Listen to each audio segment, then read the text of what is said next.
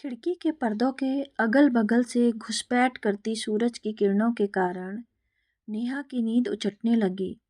वह थोड़ी देर और सोना चाहती थी, पर एक बार नींद उचट जाए तो फिर सोना मुश्किल हो जाता है। नेहा ने चुपचाप लेटे लेटे घड़ी की तरफ नजरें दौड़ाई तो 10 बज चुके थे। उस दिन रविवार था और छुट्टी की सुबह वैसे ही आलस भरी होती है। वह उठकर एक कप कॉफ़ी बना लाई। यह कॉफ़ी ही तो उसके रहस्यहीन जीवन से बचा एकमात्र रस था। वह कॉफ़ी लेकर बालकनी में आ खड़ी हुई। बाहर निकलते ही 14वीं मंजिल के फ्लैट के सामने फैली कॉलोनी की सड़कों पर भागती गाड़ियां और लोग नजर आने लगे। बाहर के शोर शराबे तो उस तक नहीं पहुंच पाते थे, फिर भी उनकी गति उसे जीवन होने का एहसास दिलाती थी। तभी कॉलबेल की आवाज़ से उसकी तंग तंद्रा भंग हुई। कमला होगी, वह छुट्टी के दिन देर से आती थी। उसने दरवाज़ा खोला तो कमला अंदर आकर खामोशी से अपने काम में जुट गई।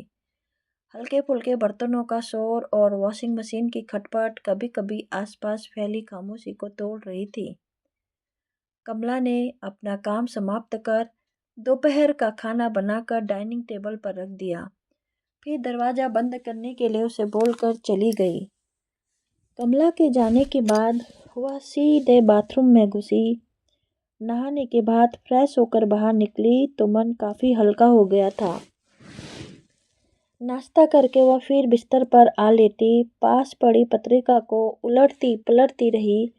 फिर लैपटॉप निकालकर ऑफिस के कुछ अधूरे काम पूरे करके खाना खाया और एक बार फिर बालकनी में आ बैठी। समय से आकर कमला रात का खाना बनाकर चली गई। माहौल में फिर वही एकाकीपन और खामोशी पसर गई। तभी उस खामोशी को चीरती मोबाइल फोन की घंटी बज उठी। उसकी मम्मी का फोन था। वही पुराना राग कि जल्दी शादी के बारे में सोचो। फिर उन लड़कों की जानकारियां देने लगी जो उनकी गुड लिस्ट में थे। नेहा ने हाँ हूँ कर अपना मोबाइल रख दिया। मोबाइल रखते ही उसे याद आया कि कल ऑफिस जाना है। जल्दी नहीं सोई तो समय पर ऑफिस नहीं पहुंच पाएगी। मन में उपजे अवसाद को झटक कर वह सोने की कोशिश करने लगी। दूसरे दिन ऑफिस में घुसते ही गुड मॉर्निंग की आवाज़ ने उसे चौंका दिया। नजरें घुमाई तो गौतम था। पिछले हफ्ते ही कानपुर से ट्रांसफ़र होकर आया था। जब से इस ऑफिस को ज्वाइन किया है तब से किसी न किसी बात की जानकारी हासिल करने के बहाने उसके पास चला आता। शायद नेहा का सबसे कटे कटे रहकर अपने काम में मशगूल रहना उसे खटकता था, पर चाहकर भी नेहा उससे खुलकर बातें नहीं कर पाती थी।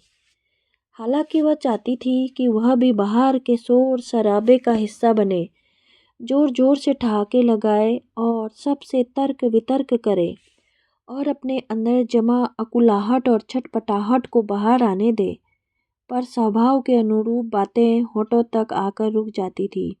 उसे लगता कि उसके मन की संवेदनशीलता उसके दुख दर्द और प्यार की भावनाओं को मन की परतों से कहीं गहरे चुन दिया गया था, जिसे वह महसूस तो कर पाती थी पर प्रकट नहीं कर पाती थी। उस दिन घर लौटी तो उसे याद आया कि आज उसका बर्थडे था। देर तक इंतजार करती रही पर मम्मी पापा में से किसी का फ़ोन नहीं आया। दोनों कहीं किसी पार्टी में व्यस्त होंगे। उसकी आंखें भर आई। तभी कॉलबेल बजी। दरवाज़ा खोला तो अचंभित रह गई। सामने गौतम खड़ा था, हाथों में केक थामे हुए। इसे कैसे पता चला कि आज उसका बर्थडे है?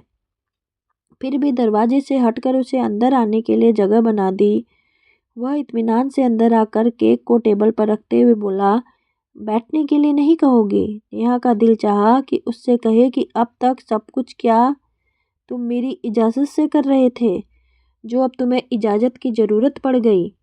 पर मुस्कुरा कर उसने बैठने के लिए कहना ही पड़ा।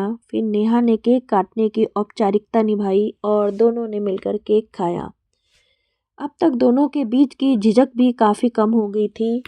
देर तक वे इधर उधर की बातें करते रहे। थोड़ी देर बाद गौतम चला गया, पर नेहा की सोच बहुत देर तक गौतम के आसपास ही घूमती रही। उसे लगा कुछ तो दम है गौतम में। क्यों उसके मन में गौतम के लिए सम्मोहन बढ़ने लगा था। बरसों से दिल के अंदर छुपे निश्चल प्यार की चाह की संभावना शायद उसे गौतम में दिखने लगी। वह बिस्तर पर आ लेटी, पर आज उसका मन कहीं ठौर ही नहीं पा रहा था। मन के झरोखे से दादी माँ का प्यार भरा चेहरा उसके दिलो दिमाग पर दस्तक देने लगा था। कितना सुकून मिलता था उसे दादी माँ की गोद में। जब भी दादी माँ गांव से आती, मम्मी से परायों जैसे व्यवहार से दुखी भले ही उसके मुख पर अनाधिकार का बोझ नजर आता, पर उनका शालीन व्यवहार, उसे शीतल ममत्व भरी दृष्टि, उनके प्रति श्रद्धा और आत्मीयता की भावना जगाता था। उन्हें भी अपने बेटे और पोती से बेहद प्यार था। फिर भी उनकी खुशी और घर की सुख शांति के लिए वे गांव में एक मामूली से मकान में रहती थी। उसके पापा एक प्रशासनिक अधिकारी थे और माँ एक कॉलेज में पढ़ाती थी। नेहा उन दोनों की इकलौती संतान थी। उसके पापा एक अति साधारण परिवार से थे।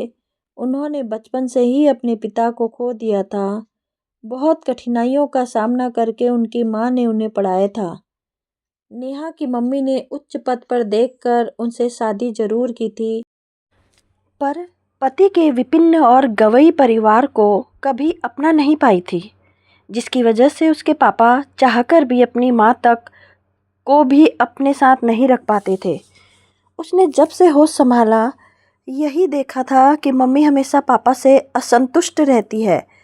एक तो पुरुष वर्चस्व को स्वीकारना उनके स्वभाव में नहीं था, दूसरे उन्हें लगता है कि पापा के अति साधारण परिवार के साथ उनके उच्च वर्गीय परिवार का कोई मेल ही नहीं।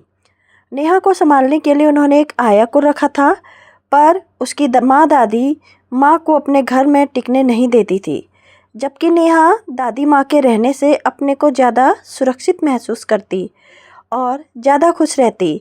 पर जब दादी माँ आती, एक हफ्ते में ही उसकी मम्मी किसी न किसी बहाने से उन्हें गांव भेज देती। वह अंदर से तिल मिला उठती, चाहती तो थी कि मम्मी के इस फैसले के विरुद्ध आवाज़ उठाए, पर उसके मन का विरोध मन में ही घुटकर रह जाता। एक डर, तनाव और असुरक्षा की भावना हमेशा उसके दिलो दिमाग में बनी रहती। जड़ता से भरी घुटन उसके अंदर एक अनजानी सी छटपटाहट भर रही थी। हालात में मरमाहत और टूटी हुई नेहा ने एक खामोशी का आवरण ओढ़ लिया। धीरे धीरे वही खामोशी उसके वजूद का हिस्सा बन गया। अचानक उसको लगा कि उसकी आंखें भीगने लगी हैं। वह अपनी हथेलियों से अपने आंखें सुखाती हुई सोने की कोशिश करने लगी। दूसरे दिन ऑफिस गई तो सुबह से ही बारिश हो रही थी। नेहा को ऑफिस से लौटने के लिए कोई टैक्सी नहीं मिल रही थी। गौतम ने लिफ्ट देने की पेशकश की तो वह झट से मान गई। पहले गौतम का घर पड़ता था, फिर नेहा का। रास्ते में गौतम ने अपने घर के सामने कार रोकते हुए उसे घर में चलकर एक कप चाय पीने के लिए आमंत्रित किया, तो वह मना कर सकी। गौतम के पापा नहीं थे। घर में उसकी माँ गायत्री देवी और एक छोटी बहन गौरी थी। दोनों ने उसका स्वागत बड़े ही प्यार से किया। घर का वातावरण तो साधारण ही था, पर उसकी सीधी सादी और धीर गंभीर माँ के चेहरे पर झलकने वाले प्यार और ममता में ऐसा आकर्षण था कि नेहा को वह अत्यंत आत्मीय लगी। चाय पीने के बाद वह चलने लगी तो बड़े प्यार से गायत्री जी ने गौतम को घर तक छोड़ आने की हिदायत देकर भेजा। उनका निश्चल प्यार और अपनापन देखकर उसका मन भीग उठा। न जाने क्यों दादी माँ की यादें ताज़ा होने लगी। तभी तेज बारिश के कारण गाड़ी ने एक जोर का हिचकोला खाया और वह गौतम की बाहों में जा गिरी। गौतम उसे मुस्कान भरी नज़रों से देखते हुए बोला, मैडम सीट बेल्ट लगाओ, बारिश का फ़ायदा मत उठाओ। कहीं किसी ट्रैफिक पुलिस वाले की नज़र पड़ गई कि आपने बेल्ट नहीं लगाई तो हम दोनों की रात हवालात में गुजरेगी। उसकी बातों से नेहा तो जैसे पानी पानी हो गई। नहीं, वो गाड़ी के हिचकोले, उसकी ज़बान न जाने क्यों लड़खड़ा गई। गौतम ने प्यार भरी मुस्कान से नेहा को देखा तो वह और भी नर्वस हो गई। बारिश तेज होती जा रही थी। गौतम की सतर्क नज़रें अब सड़क पर जम सी गई थी। वह नेहा को चोर भरी नज़रों से गौतम के चेहरे पर एक अनजानी सी अनुभूति उसे मोहित करने लगी थी। तभी गौतम अपनी चोरी पकड़े जाने का ख्याल मन में आते ही उसके गाल सुर्ख हो गए और उसने नज़रें घुमा ली। पर दिल चाह रहा था कि वे दोनों उम्र भर ऐसे ही चलते रहें। लेकिन मंजिल आ गई। उसके फ्लैट के कैंपस में काफ़ी पानी भर गया था। कहीं ऐसा ना हो कि नेहा पानी में चलते हुए गिर जाए, यह सोचकर गौतम बेझिझक उसकी बाह पकड़कर उसे लिफ्ट तक छोड़ आया। अपने फ्लैट में आकर कपड़े बदलकर सोने की कोशिश करने लगी, पर नींद कोसों दूर थी। गौतम की छुअन में जाने ऐसा क्या था कि वह देर रात तक प्यार में अपनी बाह सहलाती रही, जैसे सारे जहां की खुशियां उसके दामन में भर गई हों। तभी अचानक उसकी सारी सोच पर जैसे लगाम लग गया। तब उसे याद आया कि उसकी मम्मी इस रिश्ते के लिए कभी इजाज़त नहीं देगी। उन्होंने अब तक उसके दिमाग में भी यही डाला था कि उसके पापा की अच्छी नौकरी के कारण वह एक गलत परिवार में फंस गई है, जिसका समाज में कोई स्टेटस ही नहीं था। वह गौतम के लिए भी वैसा ही सोचेगी, पर नेहा क्या करे, उसका मन खुद ब खुद एक अनजाने अनकहे प्यार की डोर में बत्ता चला जा रहा था। एक दिन ऑफिस स्टाफ नमन की शादी में ऑफिस के सभी लोग आमंत्रित थे। नेहा वहां पहुंची तो कोई परिचित चेहरा नजर नहीं आ रहा था। तभी उसकी नज़र गौतम पर पड़ी। वह झट से उसके पास पहुंचकर बोली, बहुत देर कर दी आने में, क्यों मुझे मिस कर रही थी? वैसे आज साड़ी में बहुत सुंदर लग रही हो। गौतम के शरारत भरे जवाब ने उसे शर्मसार कर दिया। वह इधर उधर देखती हुई अपने मन की बातें छुपाने के लिए बोली, ऑफिस के लोग दिख नहीं रहे हैं। तभी आसपास जमा भीड़ में से किसी ने उसे जोर का धक्का दिया। वह सीधे गौतम की बाहों में जा गिरी। दोनों की नज़रें मिली और उसी पल जैसे दोनों के दिल जुड़ गए। वह चाहकर भी उसके आलिंगन से अपने को मुक्त नहीं कर पा रही थी। दिल चाह रहा था कि उस समय रुक जाए और वहीं यूं ही उनकी बाहों में पड़ी रहे। न अपना होश था, न आसपास की भीड़ का। जीवन में पहली बार वो किसी के लिए ऐसा महसूस कर रही थी। पर लोगों की बेधती नज़रें और व्यंग्यात्मक मुस्कानों ने जल्द ही उसे होश में ला दिया और वह खुद को संभालती हुई गौतम से अलग जा खड़ी हुई। देखते ही देखते ऑफिस के और लोग भी आ गए। फिर तो हंसी मजाक, खाने और बातों का सिलसिला शुरू हो गया। अंत में जब सब घर चलने को तैयार हुए तो वह गौतम से बोली कि उसे घर तक छोड़ दे। तभी नैना को जैसे कुछ याद आ गया।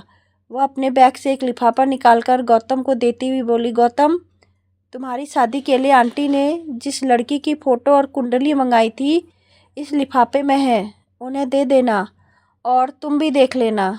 एक बात और, इन लोगों को जल्दी जवाब भी चाहिए, तो 1-2 दिन में ही अपना जवाब मुझे बता देना। नैना तो चली गई, पर उसे गहरा झटका दे गई। अब तक जो वह सोच समझ और महसूस कर रही थी, क्या वह सब झूठ था? क्या गौतम उसके विषय में गंभीर नहीं है? तभी गौतम ने उसे चलने के लिए कहा तो वह यंत्र चलित सी उसके बगल में जा बैठी। रास्ते भर दोनों चुप ही रहे। घर आकर कपड़े बदलकर बिस्तर पर लेटी तो उसके मन में बवंडर सा मचा था। कभी मम्मी के आग्नेय नेत्रों का आतंक तो कभी गौतम का आकर्षण। उसका प्यार भरा चेहरा, फैसला तो उसने लेना ही पड़ेगा। उसकी मम्मी ने अपना जीवन हमेशा अपने हिसाब से जिया, ना पापा की खुशियों का ध्यान रखा, ना ही दादी का सम्मान का। उन्होंने हमेशा उसे यही समझाया कि अपनी खुशी ही आदमी के लिए सर्वोपरि होती है। रिश्तों में त्याग की बातें आडंबर के अलावा कुछ नहीं है। फिर मम्मी की खुशी के लिए वह क्यों त्याग करे? मन के आक्रोश में अब काली माँ छटने लगी थी। ऐसा ना हो कि यही सब सोचने समझने में गौतम को ही खो दे। कभी कभी किसी के जीवन में कोई संबंध अचानक इतना आत्मीय हो जाता है कि उसे खो देने का भय बर्दाश्त करना भी मुश्किल हो जाता है। उसने घड़ी की तरफ देखा। रात के 2 बज रहे थे। कोई बात नहीं, अगर गौतम उसे प्यार करता है तो समझेगा भी। उसने गौतम का नंबर मिलाया। उधर से गौतम की नींद से भरी आवाज़ सुनाई दी, हेलो मैडम, इतनी रात को मैं कैसे याद आ गया? Gautam, I love you. वह जल्दी से एक सांस में ही बोल गई।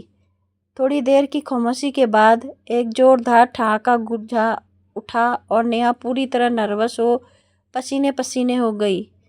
गौतम जैसे बिना देखे ही उसकी स्थिति समझ गया। घबराओ मत, मैं भी तो इसी दिन का इंतज़ार कर रहा था जब तुम अपने दिल की बात मुझसे कहो। अब सो जाओ, कल मिलते हैं ज़रूर। नेहा ने इत्मीनान की एक लंबी सांस ली। ज़िंदगी में शायद पहली बार उसने सही समय पर अपने लिए सही स्टैंड लिया था। दोस्तों, अगर आपको कहानी पसंद आती है तो अपना प्यार और सपोर्ट हमें भी दीजिएगा।